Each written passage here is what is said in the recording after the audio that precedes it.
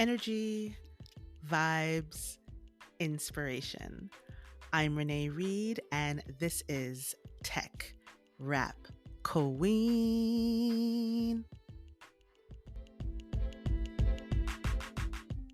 Welcome to you, the listeners, the watchers, the royal court. You are in for yet another treat today. I am just so excited about this guest that I'm about to bring up, pioneering one of the most important nonprofits that are out right now in the tech space, doing some incredible work, newly to this amazing role of CEO of DevColor.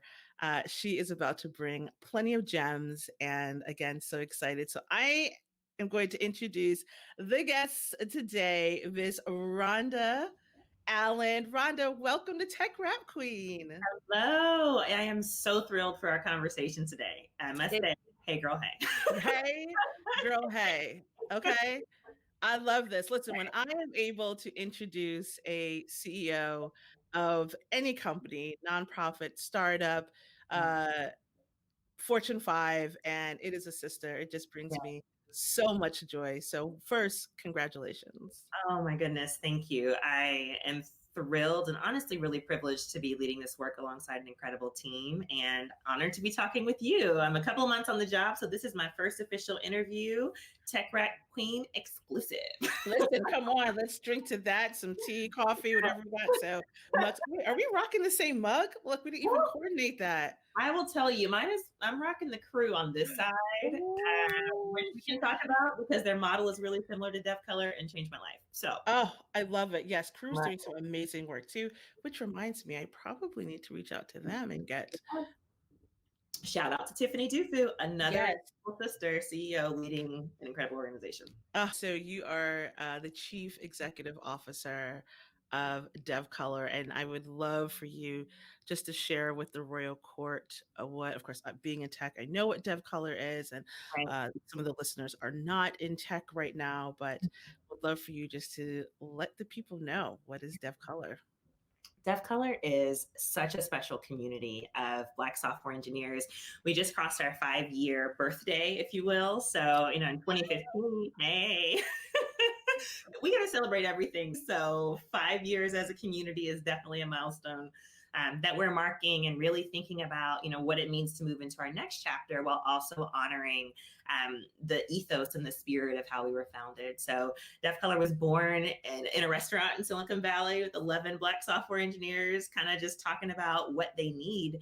And honestly, acknowledging that we have what we need, and they had what they needed to create the community of support that was honestly missing in many ways in companies and in the tech space. And so DevColor was really founded on the belief that Black software engineers can help each other thrive and grow, learn and develop, and advance in the field. And ultimately, our North Star really is increasing generational Black wealth and seeing professional advancement by way of tech as one way to do that, but really creating a confidential community by and for Black software engineers.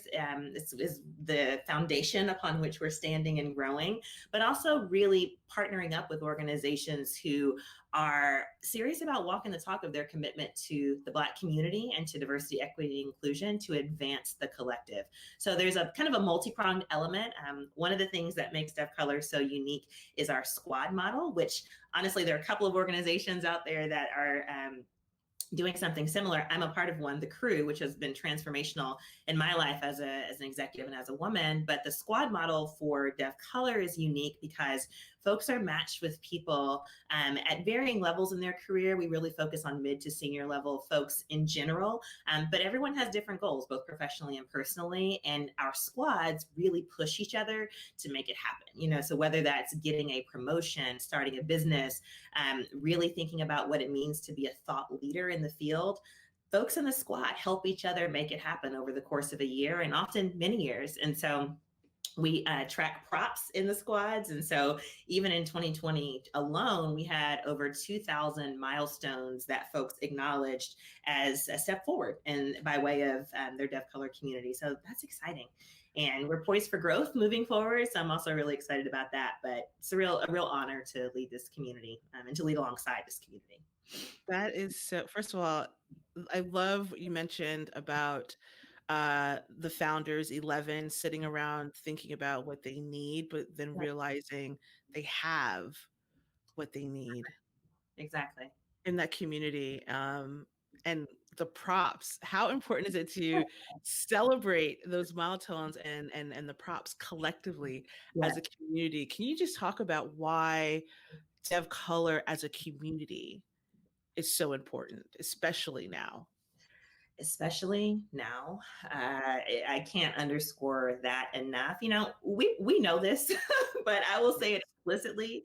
It is so hard to be the first only different in any space, let alone to have the additional responsibility or unintended responsibility of helping organizations progress, right, in their stated commitments to diversity, equity, and inclusion. And so often our members, and we find ourselves in those places as Black people, for me as a Black woman, like it's tough. And so DevColor really is designed to be a safe collective for Black people by Black people, where we can ask each other hard questions, right? Where our members can say, hey, this news broke and I need some advice, or hey, I'm considering this pivot. Has anyone done this before? Or has anyone, does anybody have code for this thing or that thing? Like, it's incredible the way to see the way that our members support each other, family, and support each other like family.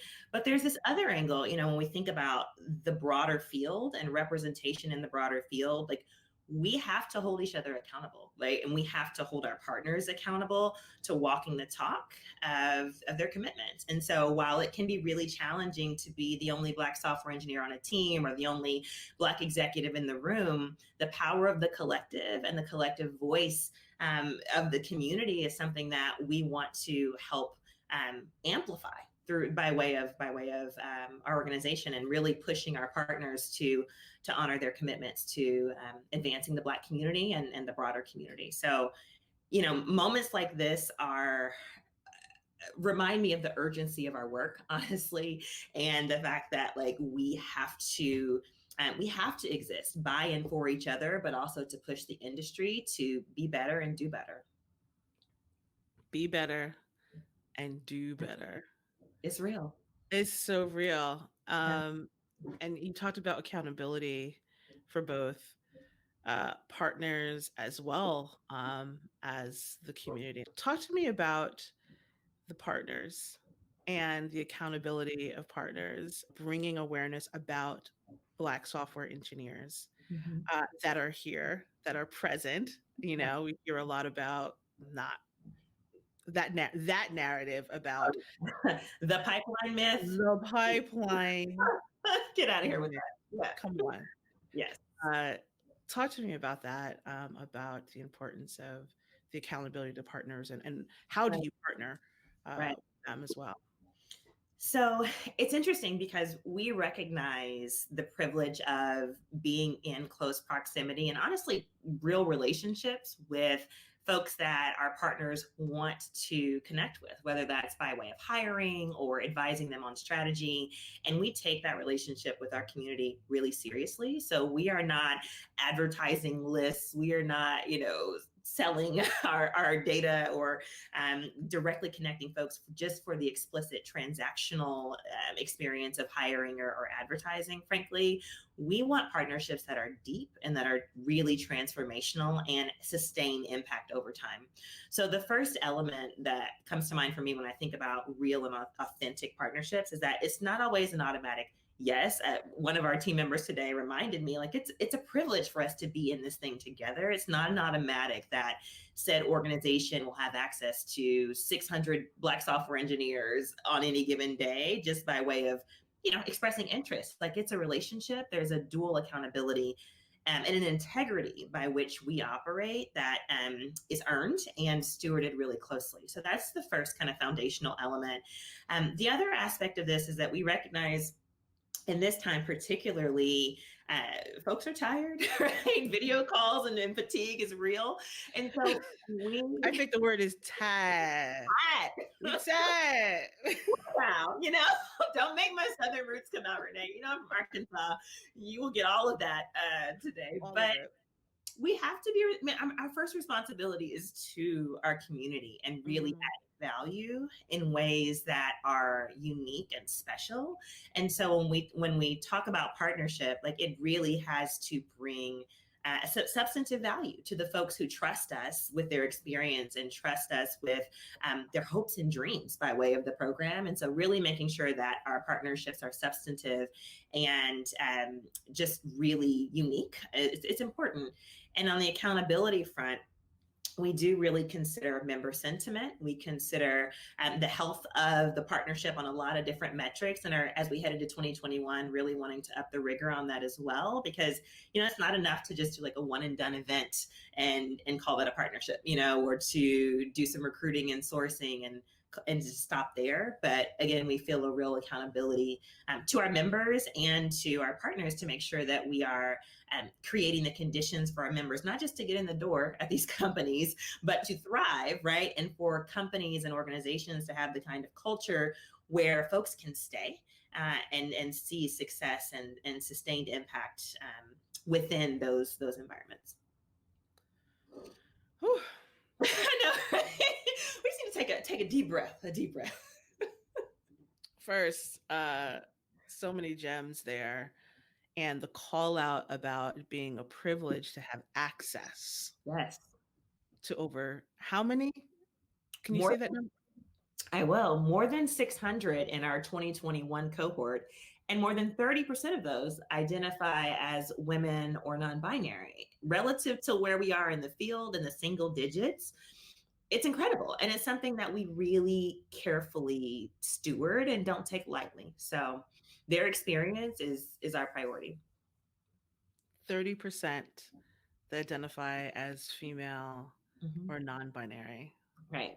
And approximately 30% who identify as senior or executive. So that's also a community within our community, right? Going back to the pipeline problem. What pipeline problem?